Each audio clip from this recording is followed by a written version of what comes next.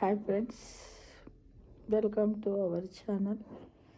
ఈరోజు మనము అబౌట్ గోరంటాకు, గౌరీ ఇంటి ఆకు గోరంటాకు గురించి తెలుసుకుందాం ఫ్రెండ్స్. ఆషాఢ మాసంలో మనం ఎందుకు పెట్టుకుంటాము అనే దాని గురించి, ఓకేనా. ఆషాఢ మాసానికి గోరంటాకు విడదీయలేని అనుబంధము ఉన్నది. ఈ నెలలో ఒకసారైన గోరంటాకు పెట్టుకునే ఆనవాయితీ పూర్వకాలం నుంచి వస్తుంది.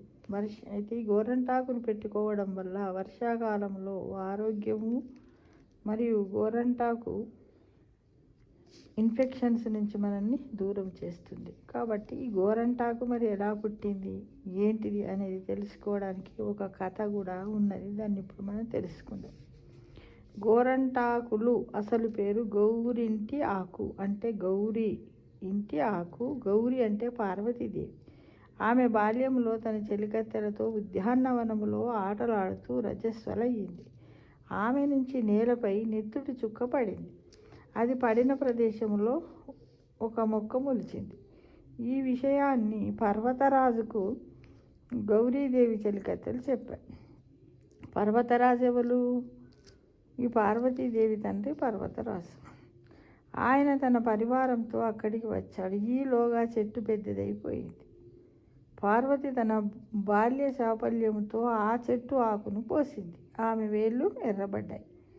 ఏమి జరిగిందోనని పర్వతరాజు కంగారు పడ్డాడు. నాకు ఎలాంటి బాధ కలగలేదు, పైపెచ్చి ఇది వేళ్లకు చక్కని అలంకారంగా కూడా కనిపిస్తుంది అని పర్వతరాజుతో పార్వతీదేవి చెప్పింది. నేను పార్వతీదేవి రుధిరాంశతో పుట్టాను, కానీ నా వల్ల ఈ లోకానికి ఏం ప్రయోజనము అని ఆ చెట్టు పర్వతరాజును అడిగింది. అప్పుడు పర్వతరాజు, ఇక మీదట మానవ లోకంలో మహిళలకు సౌభాగ్య చిహ్నంగా ఈ ఆకు నిలిచి లోక ప్రసిద్ధము అవుతుంది. రజస్వల సమయాన్న ఉద్భవించిన ఈ చెట్టు మహిళలో గర్భాశయ దోషాలను, అతి ఉష్ణాన్ని తొలగిస్తుంది, మహిళలకు ఆరోగ్యాన్ని చేకూరుస్తుంది. అంతేకాదు చేతులకు కాళ్లకు అందాన్ని ఇచ్చే అలంకార వస్తువుగా వినియోగపడుతుంది. ఆ విధముగా నీ పుట్టుక సార్థకమవుతుంది అని పర్వతరాజు ఈ గౌరింటాకు చెప్పాడనమాట, వరమిచ్చాడు. గౌరీతో సహా మహిళలందరూ ఆ చెట్టు ఆకులను, పసరును చేతులకు కాళ్లకు అందంగా తీర్చిదిద్దుకున్నారు. అప్పుడు కుంకుమకు సందేహం కలిగింది. ఈ ఆకును నుదుట కూడా దిద్దుకుంటే నా ప్రాధాన్యత తగ్గిపోతుందేమో అనే తన అనుమానాన్ని గౌరీదేవికి చెప్పింది. ఇది నుదుటన పండదు అని కుంకుమకు గౌరీదేవి అభయం ఇచ్చింది.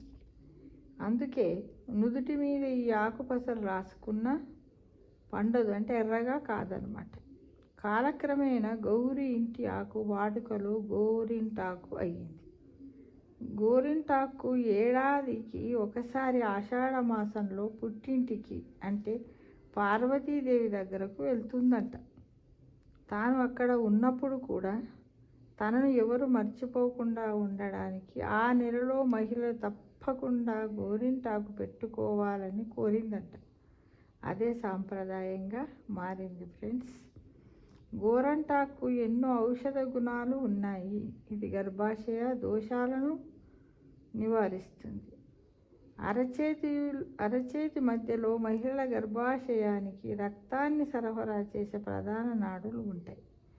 వాటిలో అతి ఉష్ణాన్ని గోరంటాకు తొలగించి ప్రశాంతత పరుస్తుంది. ప్రసవం వల్ల కలిగే గర్భాశయ బాధలు కూడా నయమవుతాయట. వర్షాకాలంలో నీటి కారణంగా చర్మ సమస్యలు ఎదురవుతాయి. చేతులకు కాళ్లకు గోరంటాకు పెట్టుకుంటే ఈ సమస్యను నివారించుకోవచ్చును. ఈ విధంగా గోరింటాకు ఎలా పుట్టింది, ఎలా దాని యొక్క ప్రాముఖ్యత ఉన్నది. నిజంగా మనం నుదుట చాలాసార్లు పెట్టుకొని చూసాము. ఎప్పుడు కూడా నుదుట గోరంటాకు ఎర్రగా కాలేదు. కాకపోతే ఆషాఢ మాసం లోపల ప్రతి